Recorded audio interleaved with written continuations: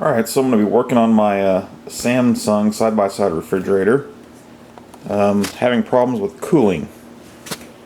And the only real evidence was, obviously I found water collecting. And I've had this in here for a while, and then I noticed, oh, that is not good. It's definitely thawing. And the next morning, after I couldn't do nothing, the ice started melting and coming out the fridge, and my little area rug here was soaked, and that's when I knew it was no longer cooling. It is a RS 2530 series. This was an RS 2530 BBP XAA Samsung. So luckily, the internet is providing me with plenty of information on how to possibly fix this. And I've started in, but I'm going to put it back together and show you what it was doing. As you can see, the fan is running, and I'm letting it run now because my compressor was, I couldn't even touch it before, and it's starting to cool down now. But the theory is my start relay, the little thing on the right, has went bad. And supposedly most of them, you can shake them, and the thermistor inside will have basically grenaded. And if it makes noise, then you know it's bad. Mine's not doing that, but I'm still pretty convinced that it is bad. Alright, so I've put the connectors back on, and I'll plug the refrigerator back in. Gives a few seconds to boot up.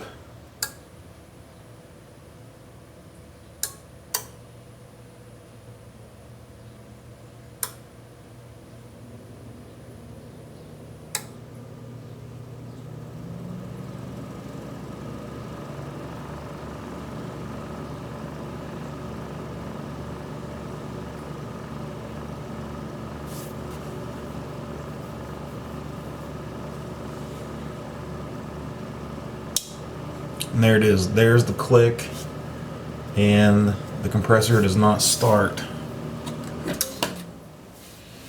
So I've unplugged it, and these just pull off.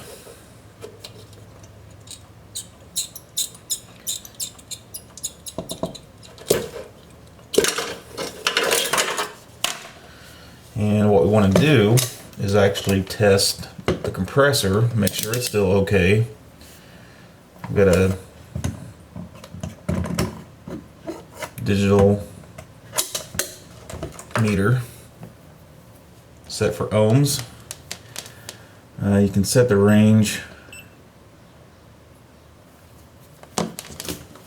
so it's not in mega, and there's 3 pins on there, and there should be resistance across all 3. And from what I've been told, the bottom 2 should be around 10. I got 10.2. And then the top and right bottom should be somewhere around 4. I got like 2.8. And top and left are supposed to be around 6, and I got 7.7. But the big thing is that they're not open, and you would see that right there. Supposedly OP open, but 0F. As long as they're not open, then there's a good chance that it is just the hard start relay is what they call that. And usually there is maybe on the older ones, the capacitor is also part of this, and usually the overload and relay are in the same thing. But my capacitor is actually up here, and I've also heard that it's pretty rare that those go bad. So The next thing I wanted to do was try to get the compressor to start manually, try to bypass that hard start relay. One of the other tests is to test each prong to the case of the compressor, which, since all these copper lines are soldered right to it,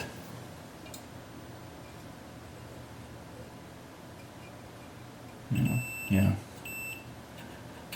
Got a rusty one over here.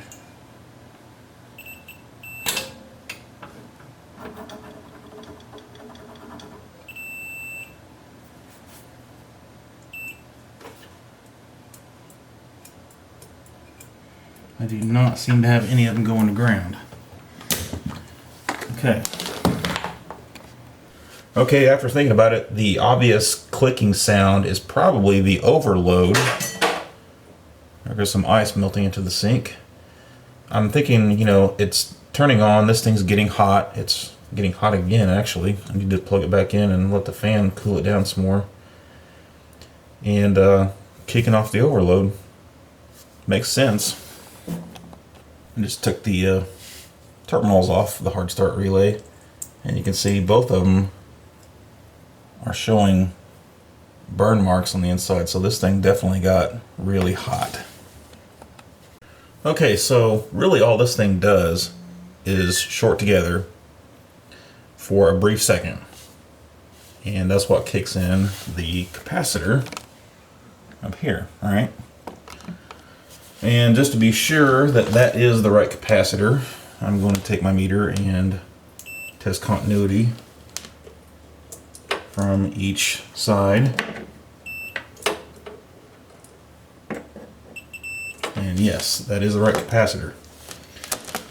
So to manually start it, all I really need to do,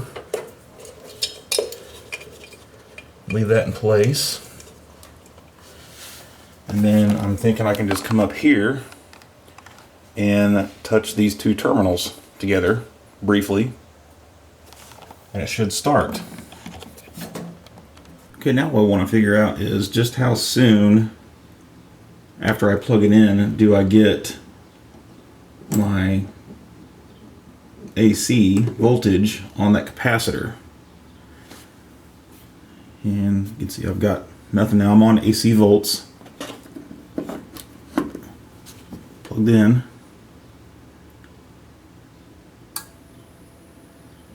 One click, 2, 3. So right after the third click, I've got my voltage going to the motor.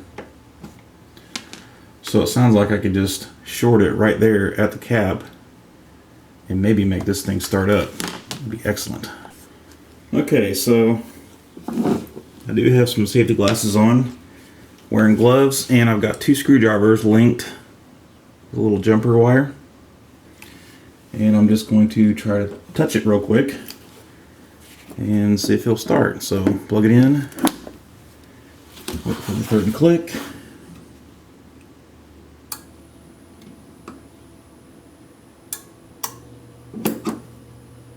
Nothing.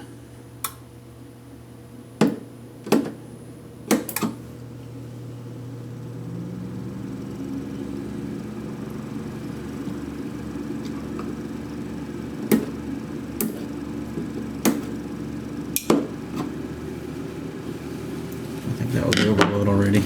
Okay, so that all didn't go so well, but that got me thinking, and I went back and watched some more videos, and I found somebody else that was talking about some of these relays up here being bad. And I kind of thought to myself, I would still show voltage down there on the terminals on the compressor, but I'm not really trying to read amperage. So then I went back and I was looking at the voltage out of the wall, and it's about 121, 122, and I was only getting 116 down there. So that kind of leads me to believe that yes, maybe one of the relays could be corroded enough to where it's not allowing enough amperage down here to start the compressor. Unfortunately, these are not just pop in, pop out kind of things. They're soldered directly to the board, but since I am an electronics technician, that's not going to be that much of a problem. And I've already looked and I found the board is labeled right above this blue wire. It says compressor right there. So that's a good place to start. I think I'll at least get the board off of its mount enough to trace back to the right relay, and then maybe cut its top off, I don't know, measure resistance on it, do something.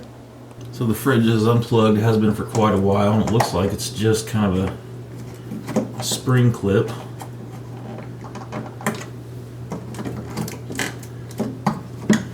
On one edge of the board, holding it in place. So now I can trace my blue wire. Looks like you go straight down to the Q relay right underneath of it. So it'd be this one, which is labeled RY75. So I get my desoldering gun in here. Actually take that off of there. Okay, so I've got my Hiko 808 desoldering gun. I realize this is far outside of the range of a typical DIY, but since I have it, I'm going to use it. Looks like I've got 8 pins and 3 of them are not soldered.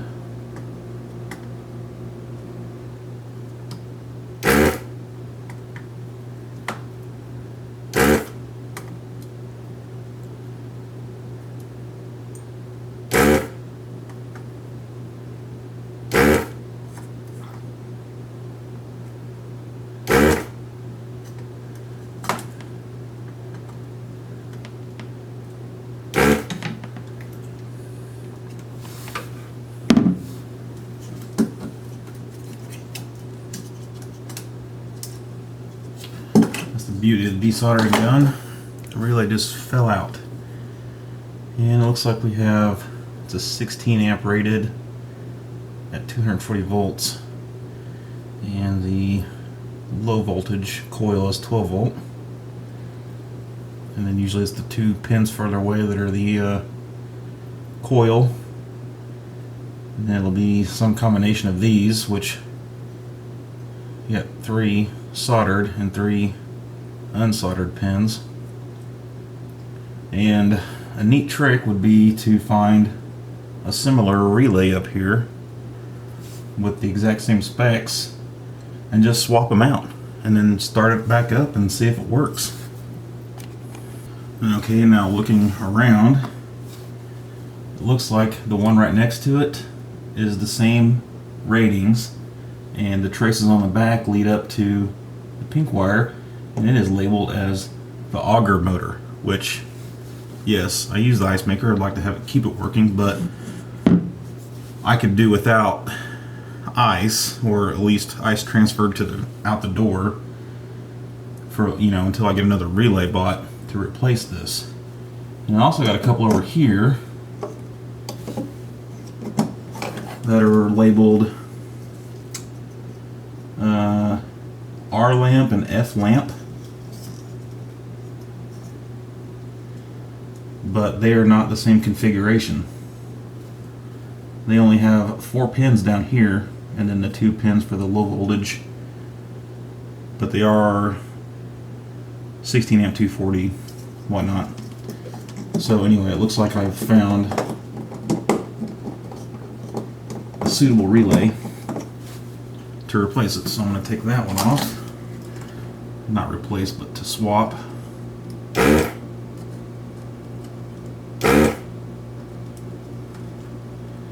Interestingly enough, this one only had 4 pins soldered.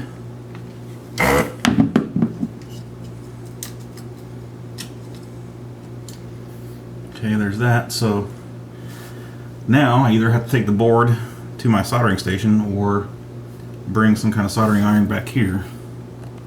Okay, so I've got the other relay placed, the auger relay placed in the compressor position, And I've got my electronics solder. This is rosin core solder. You don't want to use anything besides rosin core. They make other solders for other purposes, like soldering metals and stuff together. And I've got my soldering iron, just an old Weller variable temp. Looks like it's 40 watt. I haven't used this in a long time, but it's easy to port to different places. My big soldering station is not as easy.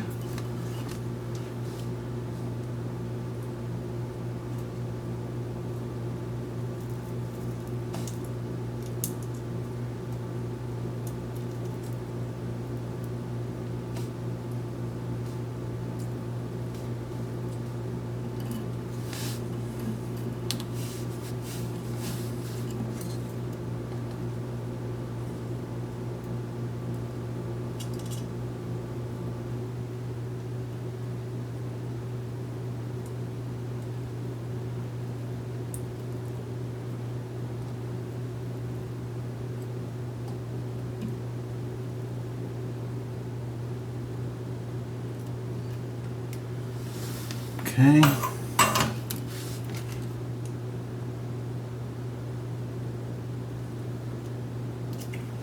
I could do one of the 12-volt pins a little bit better there.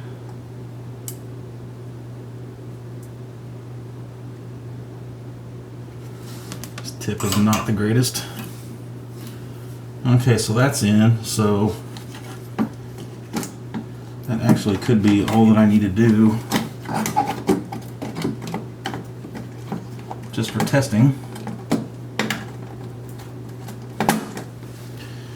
And if it works, I might go ahead and replace that one into the auger just to see if the auger still works.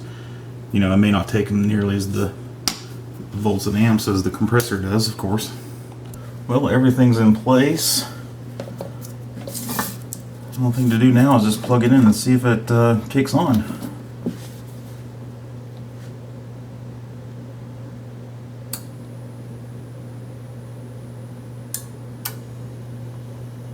And I'm going to go with no. That should have been, I can feel a buzzing. Oh, that's too bad. I was really hoping that was going to work. Okay, about the last thing I can do before I can call the compressor done is to hook up one of these 3-in-1 start relay kits to it. It's a capacitor overload. It says solid state relay, but that's probably just the thermal overload, or the oh, what do they call that? The PTC all-in-one. And I've got it wired to an extension cord I cut off of a vacuum cleaner right here. So I will power the compressor directly, and then we just hook up these 3 connectors straight to the compressor, and they are labeled up here CRS for probably for capacitor run start. And I need to figure out which prongs are which over there, and then we'll plug it in. You can get a look at it. The top pin is common. It wasn't capacitor, it was common. The black wire, and then left is start, white wire, and then the right bottom is run, the red wire. Okay, so now what I gotta do is plug it in, and we'll see if it even starts. I'm guessing it's not going to. No. It is humming, but it did not start. And there it clicked. You can hear the click in the 3-in-1 hard start kit. So that tells me for sure my compressor is done.